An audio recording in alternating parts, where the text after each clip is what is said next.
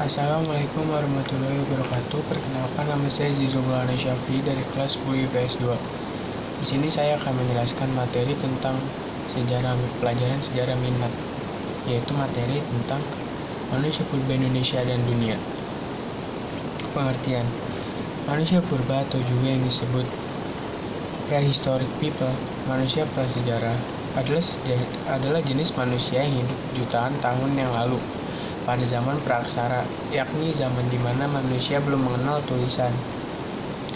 Manusia purba.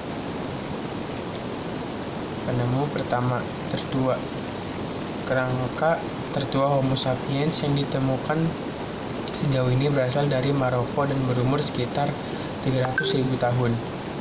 Nenek moyang kita ini mungkin tinggal pada waktu yang sama dengan anggota keluarga manusia yang lain, termasuk Neandertal dan Denisovan. Penemu manusia purba Indonesia di Pulau Jawa, tepatnya Desa Trinil, Kecamatan Ngawi, Jawa Tengah. Dr. Eugene Dubois menemukan fosil pertama berupa tempurung kepala dan tulang rahang. Selanjutnya, Dr. Eugene Dubois menamakan fosil manusia purba semuanya dengan Pithecanthropus erectus, yang artinya manusia kera yang berjalan tegak. Tertua di Indonesia, Meganthropus paleojavanicus.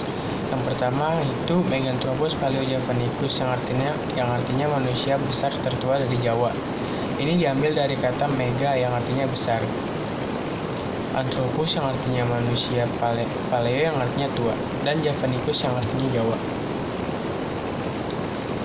Jenis dan ciri. Meganthropus paleojavanicus bukan hanya tertua, Meganthropus merupakan manusia purba terbesar di Indonesia. Diperkirakan mereka hidup sekitar 2,5 juta hingga 1,25 juta tahun yang lalu. Tubuh Meganthropus paleojavanicus yang diprediksi para arkeolog: 1. Dahi menjorok ke depan, tulang pipi tebal, rahang tegap dengan gigir geraham yang besar, tidak memiliki tulang dagu, tengkorak belakang menonjol, sedikit meruncing, tinggi diprediksi mencapai 2,5 meter. Yang kedua, Pithecanthropus mojokertensis. Jika dilihat dari fosilnya, berikut ini beberapa karakter fisik dari Pithecanthropus mojokertensis. Berbadan tegap dengan tinggi 165-180 cm. Memiliki alat pengunyah yang kuat. Volume otak diperkirakan 750-1300 cc.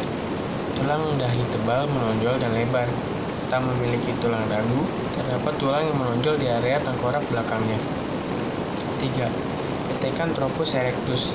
Ini karena mereka memiliki ciri fisik yang hampir mirip dengan kita, yaitu rahang menonjol ke depan. Volume otak diperkirakan 750-900 cc.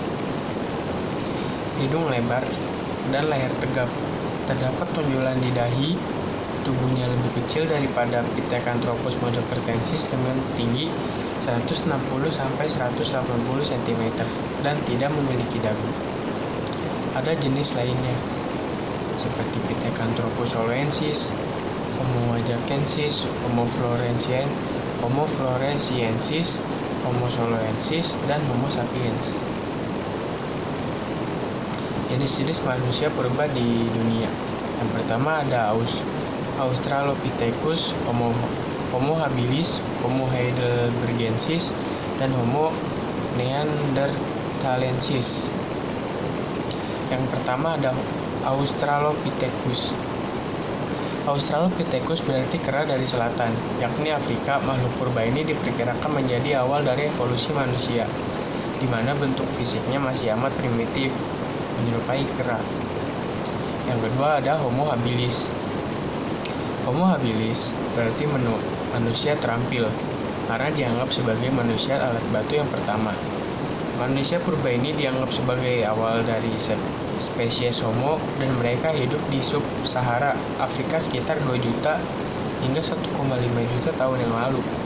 Fosilnya ditemukan di Olduvai Gorge, Tanzania, 1959 dan 1960.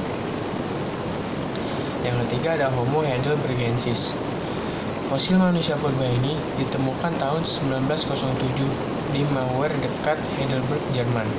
Diperkirakan spesies ini tersebar di Afrika dan Eropa sekitar 600.000 hingga 300.000 tahun lalu.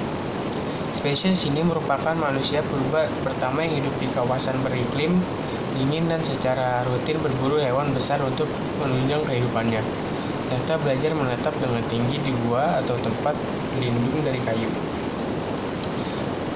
Dan yang terakhir ada Homo neanderthalensis. Homo neanderthalensis berarti manusia dari lembah Neander. Spesies ini hidup antara 400.000 hingga 40.000 tahun yang lalu. Keberadaan mereka punah akibat tersingkir atau berasimilasi oleh Homo sapiens. Selama hidup, persebaran mereka sangat luas, antara lain Eurasia, dari wilayah Atlantik Eropa ke arah timur, hingga Asia Tengah, lalu dari Belgia ke selatan sampai kawasan Mediterania dan Timur Tengah. Demikian materi yang bisa saya jelaskan, kurang lebihnya mohon maaf. Billahi taufiq wal hidayah. Wassalamualaikum warahmatullahi wabarakatuh.